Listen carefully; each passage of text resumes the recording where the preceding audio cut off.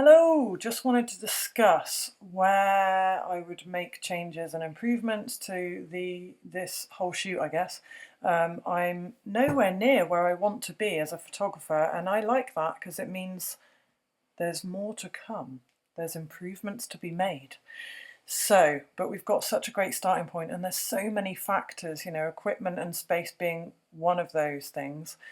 So anyway, I'll get into it. So this was the situation we had. You've seen from the behind the scenes footage. I learned straight away, as soon as I put Tila there, I was like, it's daytime and there's daylight coming through those curtains, right? I was aware of this straight away. And I instantly thought, in some ways, it would be better to do this at night when there's no backlight behind the curtains, if you see what I mean. These curtains could have quite easily been edited, and later on when we choose the shots for Tila's portfolio, we may well edit some of them with the curtains behind. But actually, for the example of showing you, it doesn't make sense to do that because I want you to see the things that need to be improved. You see what I mean? So we've got a little bit of flare on the left here from that light. We've obviously got the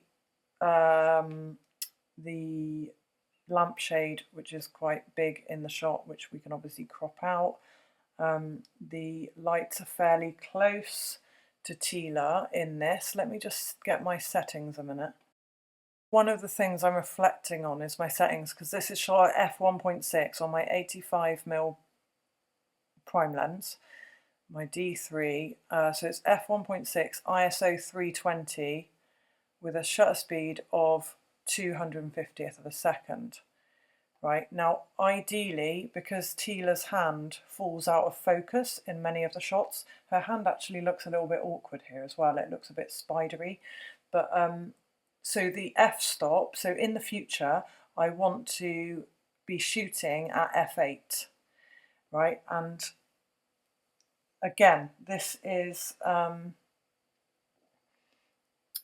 there's pros and cons, right? I like the softness. Obviously here I was trying to blur out the background of the curtains. In a different scenario, in a studio that is set up where I won't have to do that, I will have the luxury of being able to shoot at, for example, f8. So that's one of the things. So hold on. Yeah, so what I had before was a clean white backdrop that I lit so it was nice and bright, and we also used to get a little bit of bleed from the white backdrop that was lit, which was quite nice. It was offered a little bit of backlighting, and then I had a black backdrop as well, so it was really clean. So with that, you can then just focus on the subject, and you don't have the factor of the backdrop in your settings or your setup at all. Do you see what I mean? Other than obviously light falling on a black backdrop, that was always a bit of a thing to juggle and a bit of a challenge sometimes. And then, as I said, the bleed from a white backdrop. But here we had the curtains. So I tried shooting Tila from this angle where I had a better part of the curtain without the overlap behind her. And the shot just coming up in a second is a slightly better example of the backdrop looking a bit cleaner. As I say, you can edit the backdrop, but can you see how her hand is falling out of focus here? Obviously her hand is a lot closer to the lens, so it's going to fall out of focus, particularly at f1.6 of course. But with the positioning of the lights, just want to talk about that for a minute.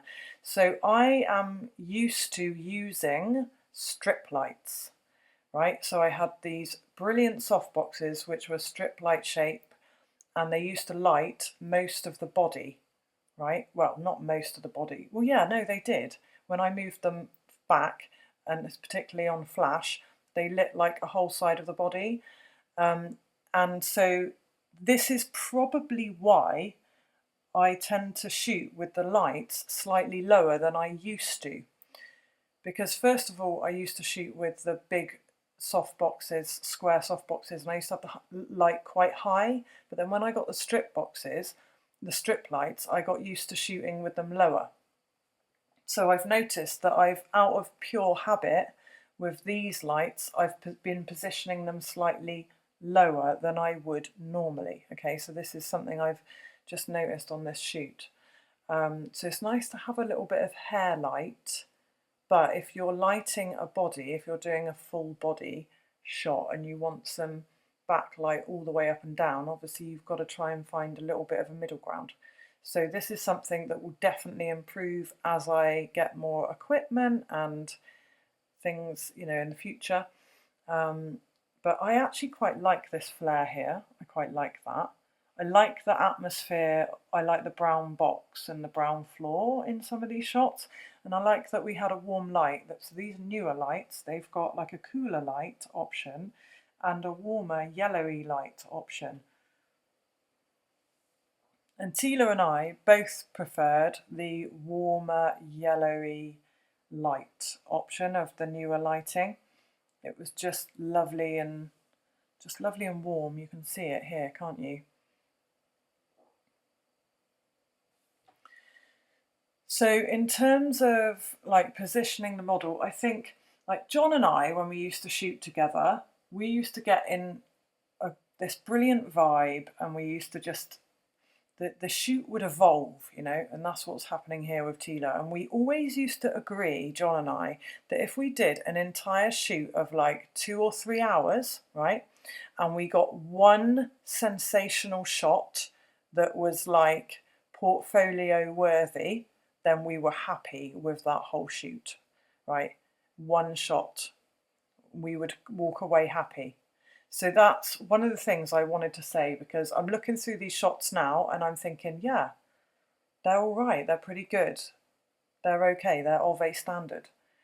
But the shot, I think I got one shot really out of this whole shoot that I would say is at a standard of photography without doing anything to it, you know. And that's not one that I'm sharing in this particular video, but that's the way it goes. That's the way it goes. And it's about learning to learn, I guess. Learning to learn from your own photography, your own setup, the way you're working with whoever you're working with, and learning of knowing when to stop and when to let the shoot flow to the point where you've got that shot that you know is the shot, you know, and almost like don't stop until you get there, you know.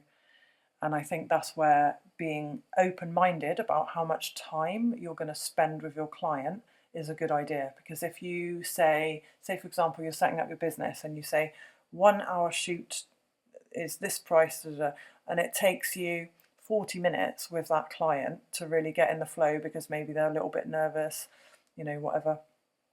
And you're just starting to get into the flow after 40-45 minutes. Obviously, if you've stated that the shoot lasts 1 hour, then you might just be getting to the point where you're about to start getting the work and the images that are of the standard that you want to be exploring. So I would say it's worth considering this if you are creating a business, a photography business, or you're offering your services as a photographer and you're stating how much time you will spend. Just be careful of that. And in other ways, you can get together with somebody and you can feel like you've got every shot that you want within half an hour, 40 minutes. So it really differs. So that's something to just consider. Maybe not committing too much to either way, if that makes sense. Anyway, I hope you're enjoying these images and a bit of dissection on where I can improve. And that plant would have been better on the other side of Tila, really. Anyway, thanks for sticking with me. More coming soon. Bye.